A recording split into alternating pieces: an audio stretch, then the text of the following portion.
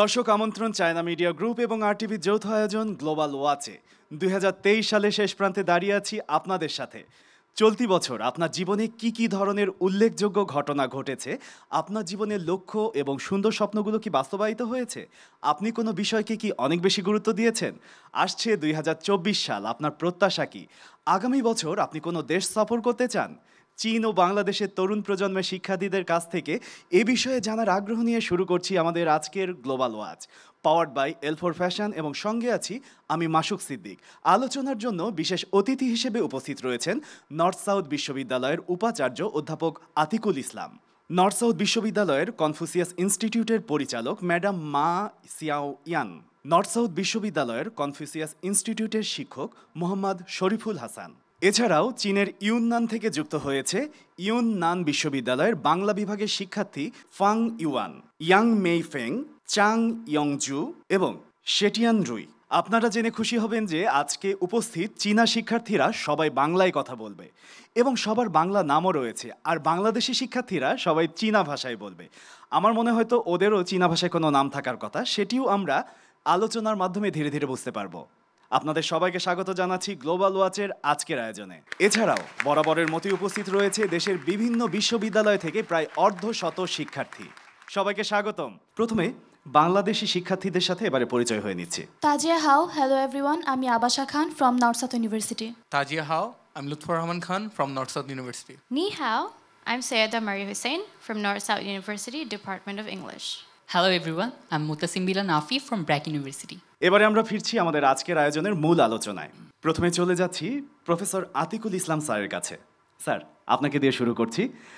২০০৬ সালে north south বিশ্ববিদ্যালয়ের Confucius institute প্রতিষ্ঠিত হয়েছে। এটা দক্ষিণ এশিয়ার প্রথম কনফুসিয়াস ইনস্টিটিউট। এখানে চীনা ভাষা এবং চীনা সংস্কৃতির নানা বিষয় নিয়ে অনেক ধরনের আয়োজন থাকে। আপনি কিভাবে নর্থ সাউথ বিশ্ববিদ্যালয়ের কনফুসিয়াস ইনস্টিটিউটকে মূল্যায়ন করেন? Nothing in this world happens out of vacuum. There must be a demand and there must be response to the demand. That's what happened in 2006. There was a great demand for Chinese language proficient people, and in recognition of that, both Bangladesh side and the Chinese side decided that there should be a Confucius Institute in one of the institutions. I was not at North South at the time, but North South University looks like got the opportunity to start a Confucius Institute, and it has been very successful. The number of students gone up, the quality of instruction went up all the time. In 2016, we became the best Confucius Institute in the whole world. We got that award, and I myself traveled to Yunnan to receive the huge, beautiful shield from the Deputy Premier of China. We never looked back, because if you look at the situation, there are so many Chinese companies that are operating in Bangladesh.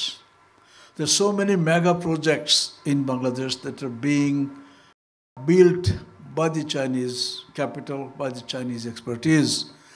Obviously, it's not possible to source everyone from China to come here and do the work.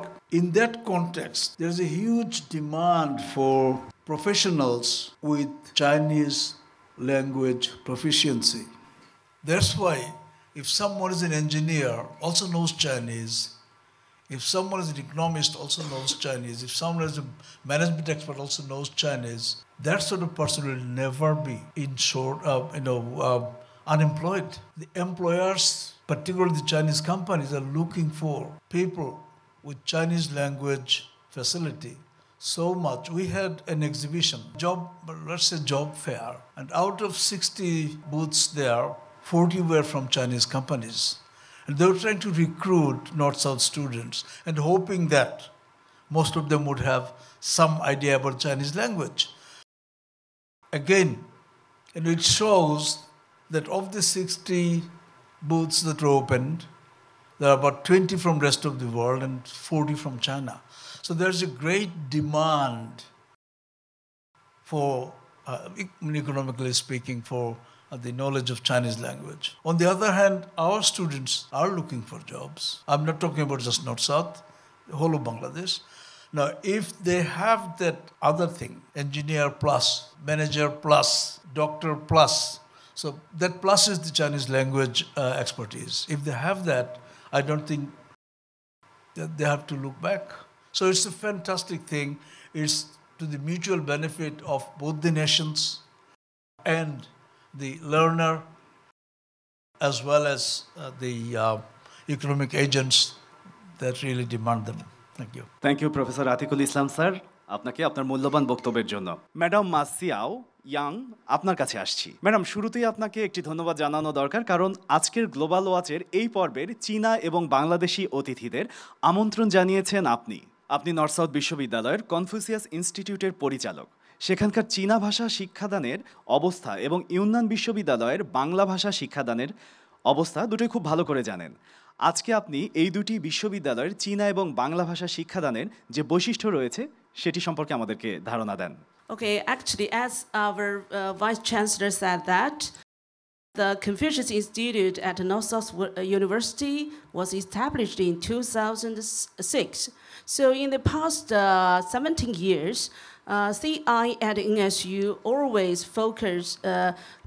pay attention to the teaching quality.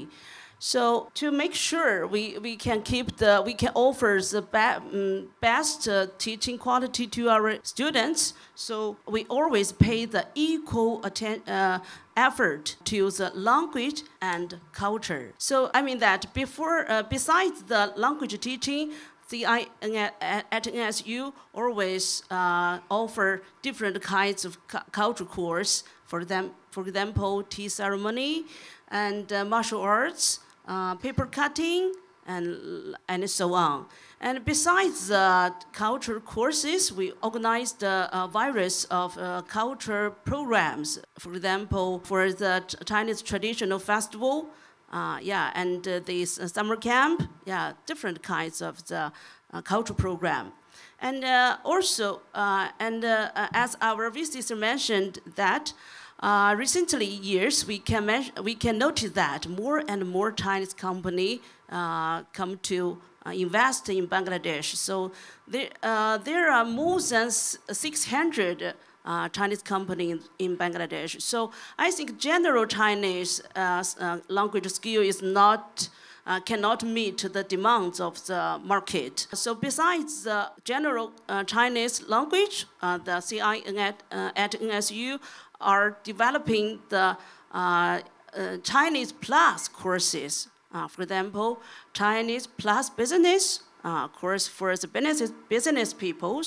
And in the following years, we also will explore and develop the Chinese plus textile courses. Because as we know that textile industry is a pillar industry in Bangladesh, so with huge employees there. So that's our another key point in the following years. Yeah, thank you. This is a characteristic of the Chinese language course in CI at NSU. And I also would like to introduce the Bengali major Yunnan University. The Bengali major at Yunnan University was founded in 2019. So by now we have more than 25 students, undergraduate students, and for the cultivated more excellent students who can speak fluent Bangla. So the teachers, the Bangla major department, they adhere to have the cooperation with the Bangladesh universities, for example, Dhaka University, North South University, and offers opportunity for the for Chinese students can have the opportunity to learn in Bangladesh universities. Yeah. Thank you very much and very good to know madam Ian, thank you so much. প্রিয় দর্শক, নতুন বছর আসার সময় হয়ে গেছে। প্রত্যেকজনের মনে মনেই নতুন নতুন পরিকল্পনা, এবং একই সাথে আমরা হিসেব করছি যে গত বছর আমরা কি করেছি, কি করলে আরও ভালো হতো, কিংবা কি সফলতা অর্জন করেছি।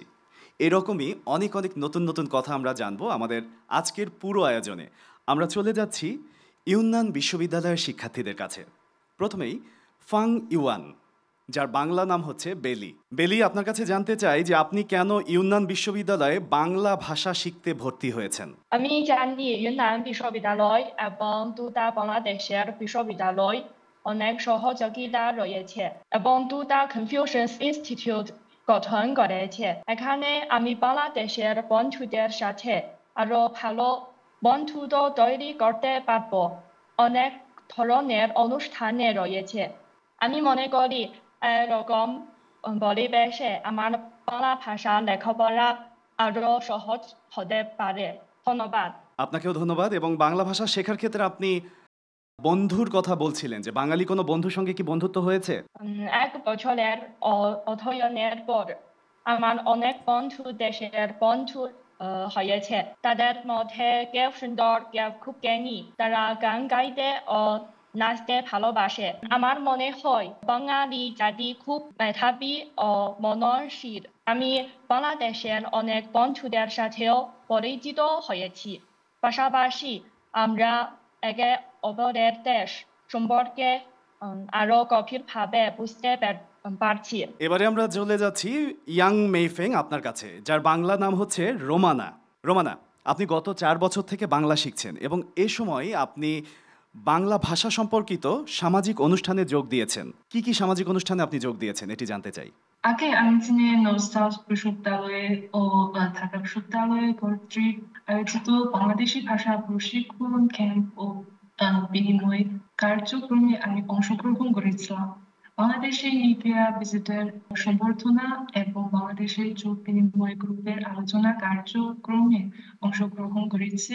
বাংলাদেশে থাকাকালীন সময়ে আমি বিশ্ববিদ্যালয় কর্তৃক আয়োজিত গবেষণা ও অনুশীলন কার্যক্রম, বাংলাদেশে চীনা দূতাবাস ও তিনটি কনফুসিয়াস ইনস্টিটিউট আয়োজিত অনেক বিভিন্ন সাংস্কৃতিক বিনিময় কার্যক্রম, ফেব্রুয়ারি বইমেলায় চাইনিজ বুক হাউসের প্রদর্শনী, আন্তর্জাতিক মাতৃভাষা দিবস সম্পর্কিত অনুষ্ঠান রেকর্ডিং এবং গ্রামাঞ্চলে স্টাডি ট্যুরে অংশগ্রহণ করেছিলাম।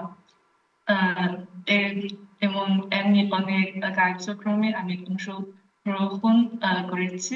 অনেক ধন্যবাদ আপনার অভিজ্ঞতা শেয়ারের জন্য। এবং আপনার কাছে আরো একটি বিষয় জানতে চাই যে আপনার 2024 সালের প্রত্যাশা কি? কোন দিকে যাবে পৃথিবী এবং নতুন কোনো পরিবর্তন আসবে কিনা আপনি কি মনে করেন?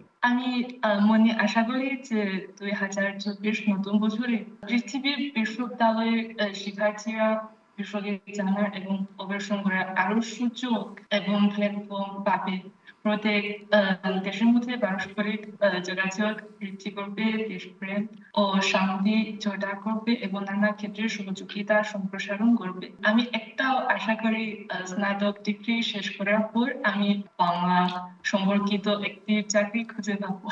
এছাড়াও আশা করি ভবিষ্যতে আরো বেশি তরুণী চীনা ও বাংলা ভাষা পড়ার মাধ্যমে চীন ও বাংলাদেশের জনগণের বিনিময় ও বোঝাপড়া, পারস্পরিক যোগাযোগ ও আস্থা জোরদার করবে এবং চীন ও বাংলাদেশের মধ্যে বন্ধুত্বপূর্ণ আদান প্রদানকে উৎসাহিত করার কর্মকাণ্ডে অংশগ্রহণ করবে।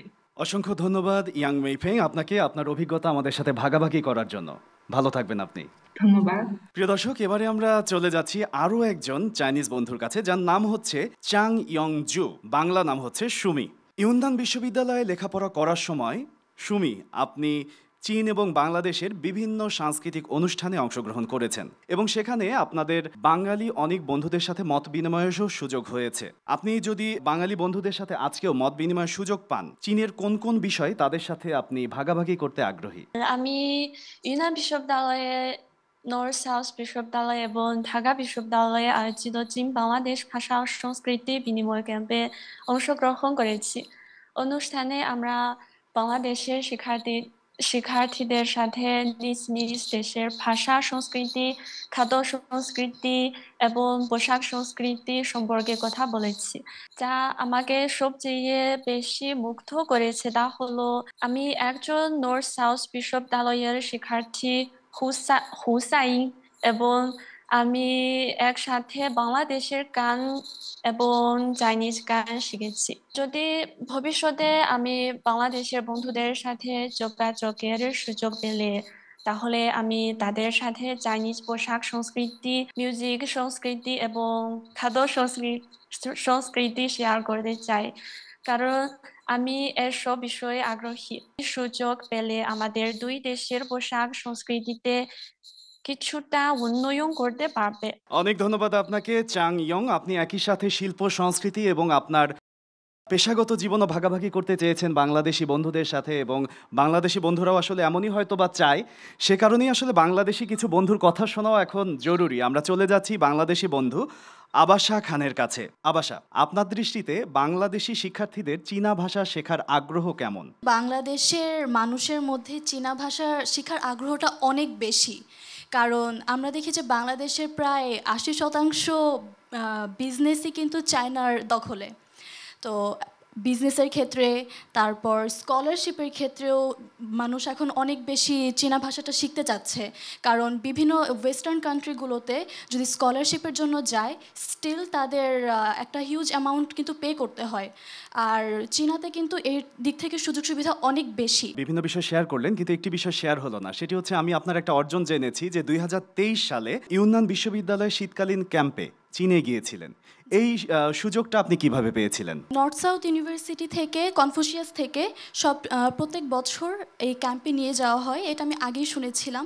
তো এই লোভেও আমি অনেকটা চাইনিজ কোর্সটা নিয়েছিলাম। তো 1 মাস যাওয়ার পরে ক্লাস করতে করতে একদিন ম্যাম বলল যে এরকম সুযোগ আছে, সো তোমরা যদি যেতে চাও তোমরা অ্যাপ্লাই করো। সো এইভাবে অ্যাপ্লাই করে দিলাম। আর ওই জায়গার অনুভূতিটা খুবই ভালো ছিল, একদম পুরো অন্যরকম। আচ্ছা, তো এই সফরে আপনার সবচেয়ে মজার বিষয় কি ছিল? অবশ্যই ইউনান জায়গাটা খুবই সুন্দর, দেখার মতো একটা জায়গা। কিন্তু যদি বলতে হয় মজার ব্যাপার, আমার জন্য ছিল প্রত্যেক দিন নতুন নতুন ভলেন্টিয়ার্স আসতো, আর তাদের সাথে কথা বলা, তাদের কালচার সম্পর্কে জানা, আর তারা খুবই ফ্রেন্ডলি ছিল। তো এই জিনিসটা আমার জন্য সবচেয়ে মজার ব্যাপার ছিল। আতিকুর স্যার, এখানে অর্ধশত শিক্ষার্থী রয়েছে এবং যারা অধীর আগ্রহ নিয়ে বসে আছে যে আপনাদের সাথে কথা বলবে। তাদের মনে অনেক প্রশ্ন রয়েছে, সেই প্রশ্নগুলো আপনাদের সাথে শেয়ার করবে। আপনারা যারা যারা প্রশ্ন করতে চান এক এক করে হাত তুলুন।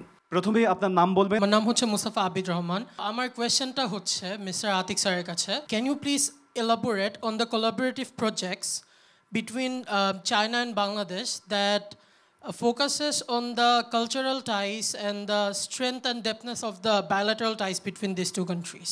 আমি নূর মোহাম্মদ। আমার প্রশ্নটা আতিকুল স্যারের কাছে। বাংলাদেশের শিক্ষার্থীদের জন্য প্রতি বছর চীন সরকার বিভিন্ন ধরনের স্কলারশিপ ঘোষণা করেন, এবং বাংলাদেশের প্রথম বেসরকারি বিশ্ববিদ্যালয়ের উপাচার্য হিসেবে এই স্কলারশিপের বিষয়টিকে আপনি কিভাবে দেখছেন? এই সংখ্যাগুলোকে বৃদ্ধি করার জন্য আপনার কাছে কোনো পরামর্শ আছে কি? My question was for ma'am. Yeah. What's a memorable event of yours at North-South campus?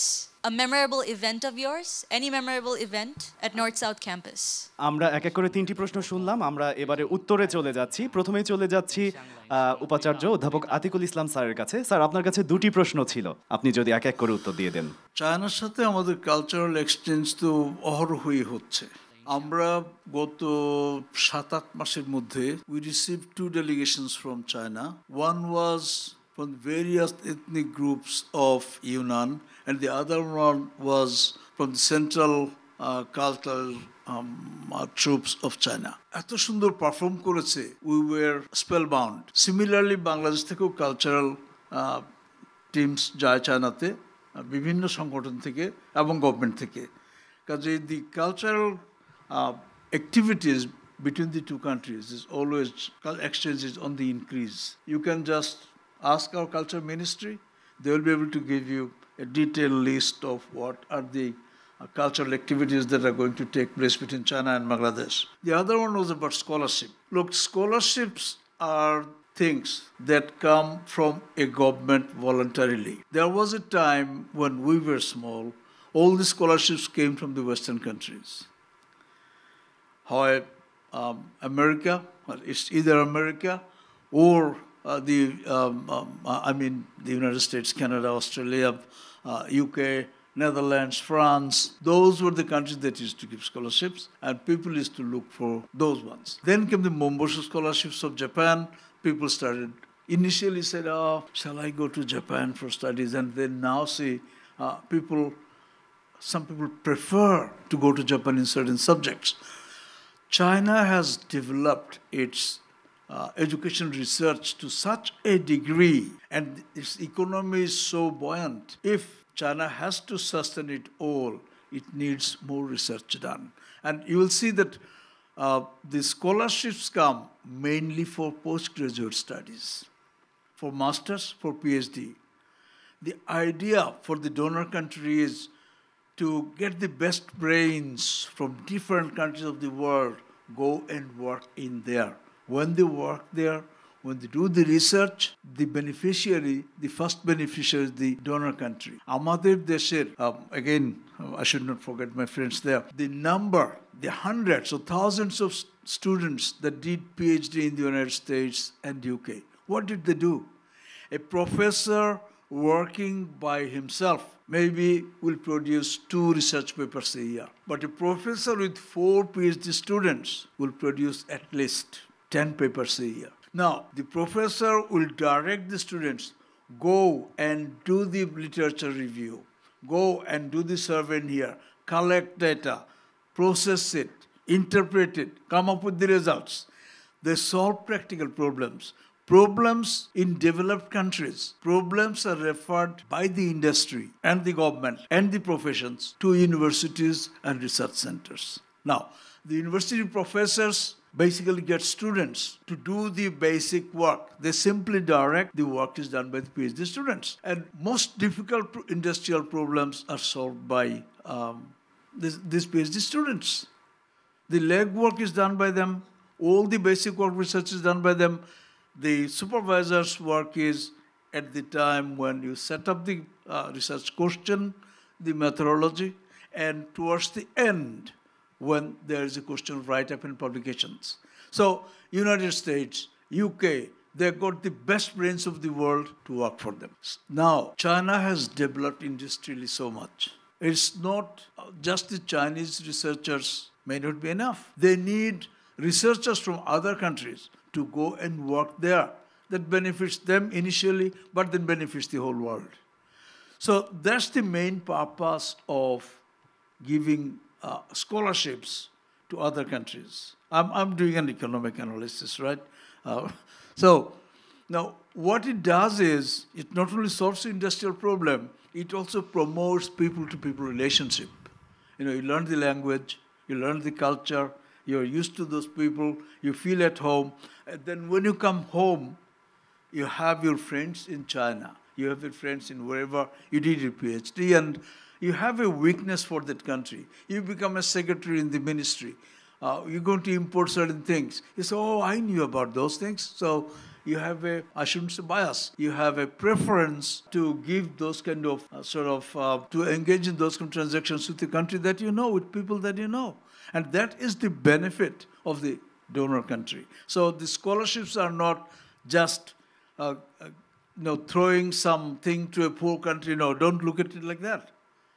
They are, and no relationship, nothing will survive unless it is of mutual benefit.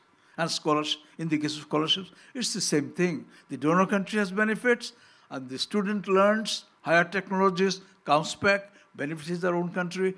So China will expand. It's my guess that given the way China has been progressing economically, the way it's getting into complex industrial activities even more, I believe that scholarships will increase there, and you will find very soon that Chinese universities will be the leaders. So many Chinese universities will be the leaders in some fields that they will be incomparable. So obviously, learning that language is a good step, going a good step ahead of others in terms of taking advantage of those opportunities. Thank you. Thank you so much, sir.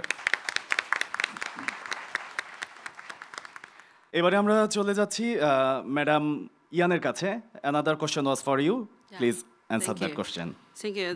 The first question, why I choose Bangladesh as my the destination of my job. Okay, actually, North South University and the Confucius Institute at North South University was established in 2006 by the Yunnan University, jointly established by the Yunnan University and the North South University. Actually, I was one of the faculties of Yunnan University, and my department is Chinese International Education. So when I applied to teach abroad, then Yunnan University sent me because this is a Confucius Institute we jointly established. So that's why my Yunnan University sent me here as first as a Chinese teacher in 2018, but this year as a Chinese director. Thank you. Okay, and the second question, I think give me the remarkable events in the past is that the summer camp. From 2016 to 2020, there are 150 Bangladesh youth can visit China. We organized 150 Bangladesh students to visit Yunnan University. And in 2019, I joined this program as a Chinese teacher. And I find that most of the Bangladesh students changed their impression about China through that program. Some students, they learned Chinese language and experience the different Chinese culture and go to different place to visit and and make friends with Chinese students, college students. And after that program, most of the students changed their mind. They began to consult, oh, can I learn Chinese? And how can I register? And can I take the higher education in China? They began to have China has been one of the part for their future. So I think that's impressed me very much. Thank you so much, Madam Yan. Thank you for your speech. এবারে আমরা চলে যাব north south বিশ্ববিদ্যালয়ের Confucius ইনস্টিটিউটের শিক্ষক মোহাম্মদ শরীফুল হাসানের কাছে। Sir, আপনি হুয়াইওয়েতে চাকরির সুযোগ না নিয়ে চীনা ভাষার শিক্ষক হয়েছেন, কিন্তু কেন? আপনি কি মনে করেন যে চীনা ভাষা শেখা বাংলাদেশি যুবকদের জন্য এবং তাদের জীবনের মান উন্নয়নের জন্য অনেক বেশি সহায়ক হবে? অসংখ্য ধন্যবাদ আপনাকে প্রশ্ন করার জন্য। বাংলাদেশি স্টুডেন্টরা যখন চাইনিজদের কাছ থেকে শেখে, একটা গ্যাপ রয়ে যায়, কালচারাল একটা গ্যাপ রয়ে যায়, এবং বাংলাদেশি চাইনিজ টিচাররা যদি আপনার চাইনিজ শেখায়, সেই ক্ষেত্রে তাদের শেখাটা অনেক সহজ হয়। এবং ক্যারিয়ারের জন্য আমার জন্য এটাই সবচেয়ে প্লাস পয়েন্ট, বিকজ আমার এডুকেশন ব্যাকগ্রাউন্ডটা হচ্ছে ল্যাঙ্গুয়েজ এবং লিঙ্গুইস্টিক্স এবং চাইনিজ টিচিং। সো আমি সিদ্ধান্ত নিয়ে আমি টিচার হিসেবে জয়েন করি। আমাদের স্টুডেন্টদের জন্য আমার যেটা বলার থাকবে সেটা হচ্ছে যে আমি যখন চায়নাতে যাই আমি দেখেছি 100+ কান্ট্রির স্টুডেন্টরা উহান ইউনিভার্সিটিতে পড়াশোনা করে, এবং আমাদের ইন্টারন্যাশনাল কালচারাল প্রোগ্রামগুলোতে একটা মাঠে 100+ কান্ট্রির স্টল বসতো। প্রত্যেকটা কান্ট্রির জন্য একটা করে স্টল বরাদ্দ থাকতো, এবং প্রত্যেকটা স্টলে প্রত্যেকটা কান্ট্রির কালচারকে রিপ্রেজেন্ট করতো। এবং কেউ যদি ওই প্রোগ্রামে যায়, সে 2 ঘন্টায় 100+ কান্ট্রি দেখতে পায়, 100+ কান্ট্রির কালচারটাকে দেখতে পায়, এবং 100+ কান্ট্রিকে ভিজিট করতে পারে। এই যে একটা এক্সপিরিয়েন্স, ইন্টারন্যাশনাল কালচারাল যে এক্সপিরিয়েন্সটা, এটা আমাকে অনেক বেশি মুগ্ধ করেছে। এবং চায়নাতে আমি পড়াশোনা করতে গিয়ে আমি যেটা দেখেছি যে ল্যাঙ্গুয়েজ ক্যাম্পে আমরা বিভিন্ন গ্রাম অঞ্চলে চলে গিয়েছি ল্যাঙ্গুয়েজ লার্নিংয়ের জন্য। এই জায়গাগুলো আমাকে অনেক বেশি মুগ্ধ করেছে। বাংলাদেশি স্টুডেন্ট যারা আছে তারা কেন চাইনিজটা শিখবে? 1 নম্বর বিষয় হচ্ছে যে আপনি যদি চাইনিজ শেখার সিদ্ধান্ত নেন, চায়না আপনাকে যত সুন্দর স্কলারশিপ দিয়ে চায়না নিতে পারবে, হয়তো এই মুহূর্তে অন্য কোনো কান্ট্রি আমার জানা নেই। এবং সেকেন্ডলি যেটা, ইংলিশের পাশাপাশি থার্ড ল্যাঙ্গুয়েজ ক্যারিয়ারের জন্য অনেক বেশি অ্যাডভান্টেজ, এবং সেটা যদি হয় ম্যান্ডারিন বা চায়না ভাষা, সেটা তো কথাই নেই। কারণ পৃথিবীর প্রত্যেকটা দেশে চাইনিজ কোম্পানি আছে, চাইনিজ ইকোনমি এখন অনেক ভালো পর্যায়ে আছে, এবং বাংলাদেশে বিভিন্ন প্রজেক্টগুলোতে, ইপিজেডগুলোতে এবং ইকোনমিক জোনগুলোতে এবং এর পাশাপাশি গার্মেন্টস, টেক্সটাইল এবং প্রত্যেকটা কোম্পানি প্রত্যক্ষ এবং পরোক্ষভাবে চায়নার সাথে রিলেটেড। সুতরাং আমাদের স্টুডেন্টরা যদি চাইনিজ শেখে, সে সুযোগ পাবে চায়নায় স্কলারশিপ নিয়ে পড়াশোনার জন্য। এবং সেকেন্ডলি, সে পড়াশোনা করে আসার পর সে জবের জন্য তার খুব একটা কষ্ট করতে হবে না, কারণ আমার জানা মতে বাংলাদেশে শত শত বা তার চেয়ে বেশি চাইনিজ কোম্পানি কাজ করছে। এবং মজার ব্যাপার হচ্ছে, আমার জানা নাই খুব ভালো চাইনিজ শিখেছে বাট সে চাকরি পায় নাই, এরকম এক্সাম্পল আমার সামনে নাই, বরং ভালো চাইনিজ জানে, চাকরি তাকে খুঁজে নিচ্ছে। চাইনিজ ল্যাঙ্গুয়েজ অবশ্যই আপনার ফিউচারকে অনন্য এবং উন্নত জায়গায় নিয়ে যাবে, এটাই আমার প্রত্যাশা। ধন্যবাদ শরীফুল হাসান স্যার আপনার মূল্যবান বক্তব্যের জন্য। এবারে চলে যাচ্ছি আরও একবার প্রফেসর আতিকুল ইসলাম স্যারের কাছে। স্যার, এবার যদি আমরা কনফুসিয়াস ইনস্টিটিউটগুলোর দিকে একটু তাকাই, সেক্ষেত্রে বাংলাদেশ এবং চীনার মধ্যে যে সেতু বন্ধন হিসেবে তারা কাজ করছে, সেই কাজগুলো তারা কিভাবে করছে এবং কত সহজে তরুণ প্রজন্মের দোরগোড়ায় তারা আরও পৌঁছতে পারে বলে আপনি মনে করেন? এই মুহূর্তে main agents of spreading Chinese language is the Confucius saunters.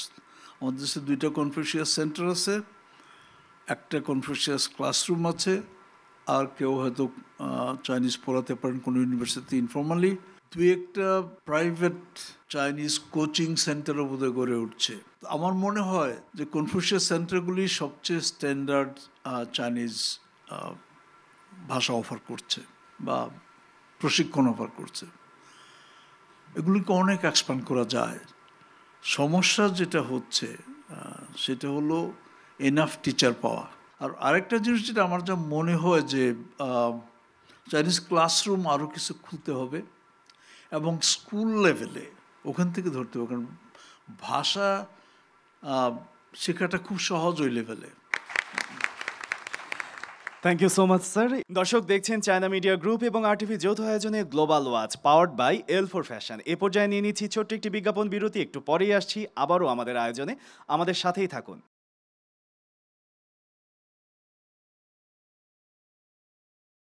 আবারও আমন্ত্রণ গ্লোবাল ওয়াচের আজকের আয়োজনে। আজকে আমরা কথা বলছিলাম আসছে বছর চীন এবং বাংলাদেশের তরুণ প্রজন্মের ভাবনা নিয়ে। এবারে আমরা চলে যাব সৈয়দা মারিয়া হোসেনের কাছে।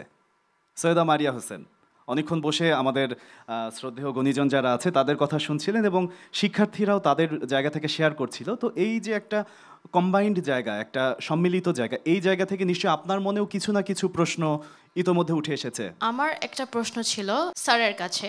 স্যার, স্টুডেন্টদেরকে শিক্ষা দেওয়ার সময় কোন চ্যালেঞ্জেসরা স্টুডেন্টরা বেশি মুখোমুখি হয় এটা একটু জানতে চাচ্ছিলাম।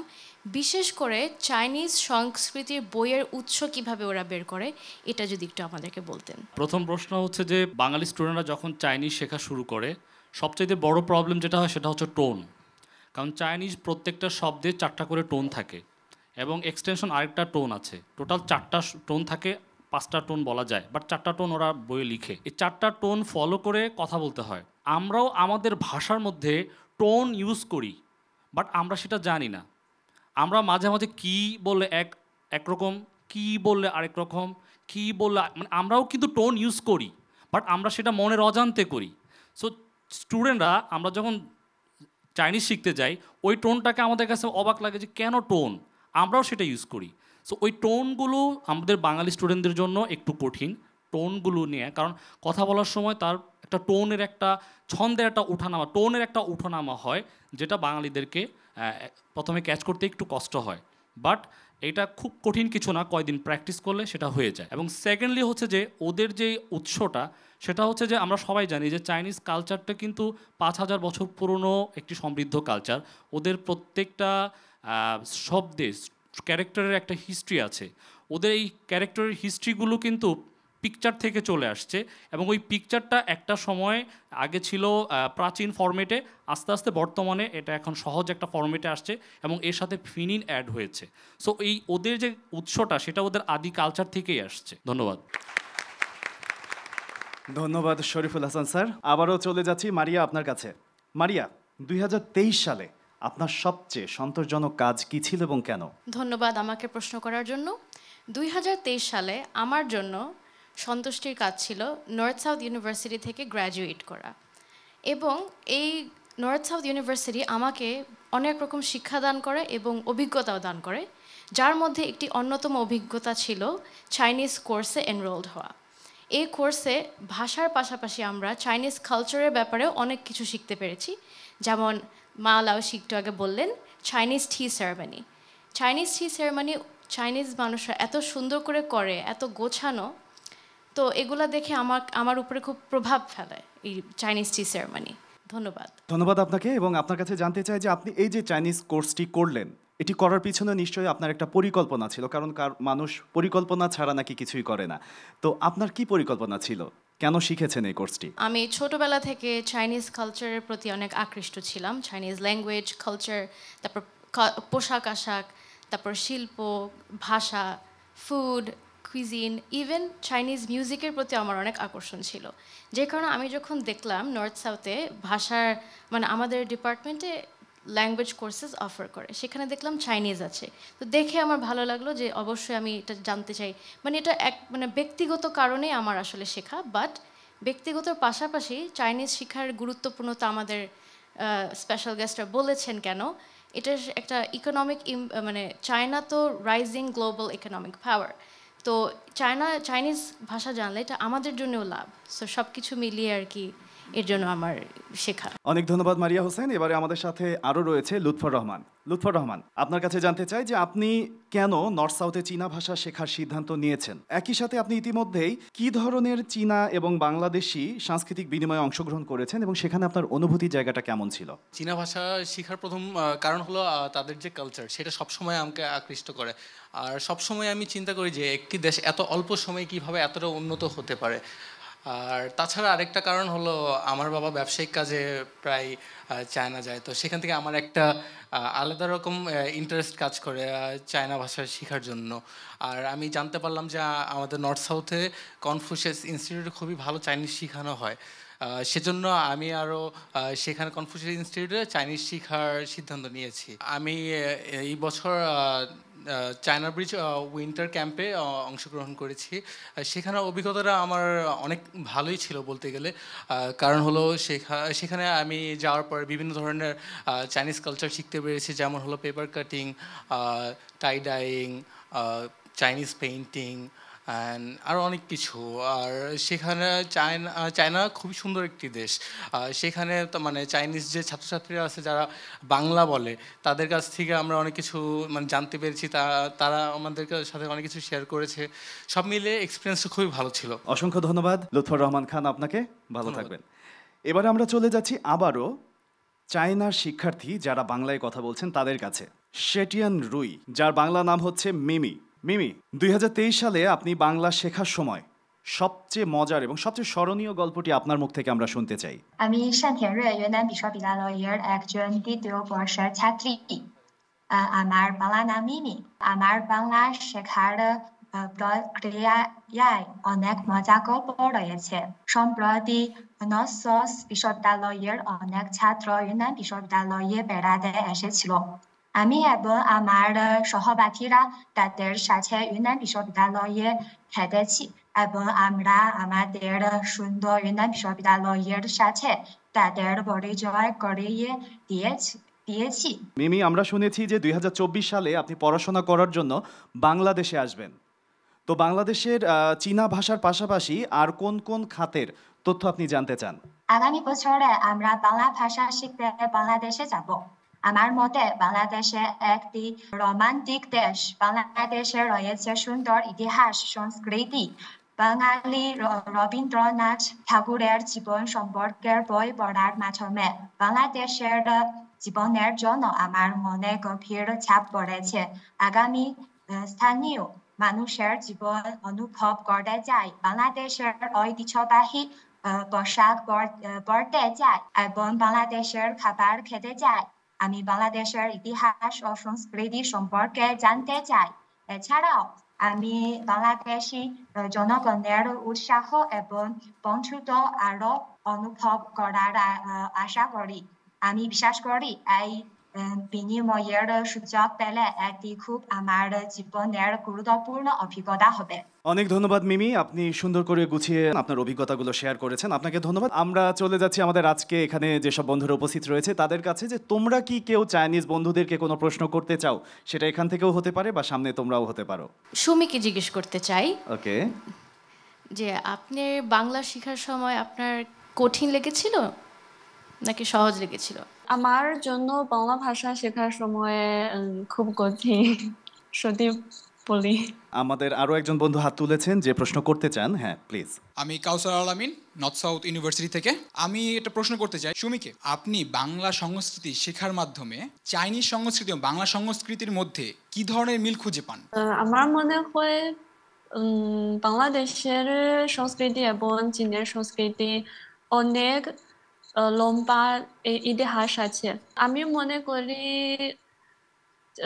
চীনের সংস্কৃতি বাংলাদেশের সংস্কৃতি চেয়ে হয়তো, কারণ আমি একজন চীনার মানুষ, তাই বাংলাদেশের অনেক সংস্কৃতি আমার জন্য বুঝতে একটু কঠিন, কারণ যথা বাংলাদেশের ছবি বা চলচ্চিত্র আমার জন্য অনেক কঠিন জিনিস আছে। আসলে তাই যে কোনো আমি বাংলাদেশের সংস্কৃতি শিখতে চাই। অনেক ধন্যবাদ। আমরা আরো কিছু প্রশ্ন নেব। আমি নুসরাত জাহান তিশা বলছি। আমার প্রশ্নটা হচ্ছে স্যারের কাছে, যে আমরা হচ্ছে বাংলাদেশে রিসেন্টলি হচ্ছে শিক্ষা ব্যবস্থায় কিছু চেঞ্জেস দেখতে পাচ্ছি, তো সেই দিক থেকে যদি আমি চীনা সংস্কৃতি শিক্ষা ব্যবস্থা যদি দেখতে চাই, সেখান থেকে এমন কোনো পার্ট আছে যেটা হচ্ছে বাংলাদেশে আনলে বাংলাদেশে খুব উন্নত হওয়া যায়? ধন্যবাদ আপনার প্রশ্নের জন্য। চায়না সেম, মানে ক্লাসে আপনি ক্লাস করছেন বাট আপনি বুঝতে পারছেন না যে আপনি ক্লাস করছেন। সব কিছুর লার্নিংটা হচ্ছে ওদের প্র্যাকটিক্যালি। আমরা চায়নাতে চাইনিজ শিখেছি, ওদের গ্রামগুলোতে যে স্কুলগুলোতে ভিজিট করেছি, ওদের স্কুলে ল্যাঙ্গুয়েজ শেখার বা আদার্স মেজর শেখার যে ইকুইপমেন্ট আছে অনেক বেশি। ওরাও প্র্যাকটিক্যালি ভাষা শেখে, প্লাস প্র্যাকটিক্যালি ওদের এডুকেশনটা নেয়। সো সেই ক্ষেত্রে আমি মনে করি শেখাটা যদি প্র্যাকটিক্যালি হয় সেটা অনেক বেশি হেল্পফুল। আদারওয়াইজ আমি পরীক্ষার আগে মুখস্থ করে যাব, এবার পরীক্ষার পরে আমি সেটা ভুলে যাব, সেটা কোনো কাজে দিবে না আপনার। সো ল্যাঙ্গুয়েজ বলেন আর আপনার আদার্স মেজর বলেন, সব কিছুই প্র্যাকটিক্যালি হওয়া উচিত। Greetings to all of you, I am MD Shahin. So আমার কোয়েশ্চেনটা হচ্ছে স্যারের নিকট। স্যার, আমি জানতে চাচ্ছিলাম হচ্ছে আমরা প্রায়শই একটা কথা শুনে থাকি, সেটা হচ্ছে যে চাইনিজ ভাষা অনেক কঠিন। সেই পার্সপেক্টিভ থেকে কোয়েশ্চেনটা করা। এই ক্ষেত্রে আমরা তাদের মধ্য থেকে এই ভীতি বা এই ধারণাটা দূর করার জন্য অদূরে কোনো স্টেপ পদক্ষেপ নিতে পারি কিনা? আমাদের ব্যাপারটা অনেকটা এরকম যে আমি ঘরের ভিতর বসে ভাবছি বাইরে ভূত আছে, এই জন্য আমি ভয়ে বাইরে যাই না।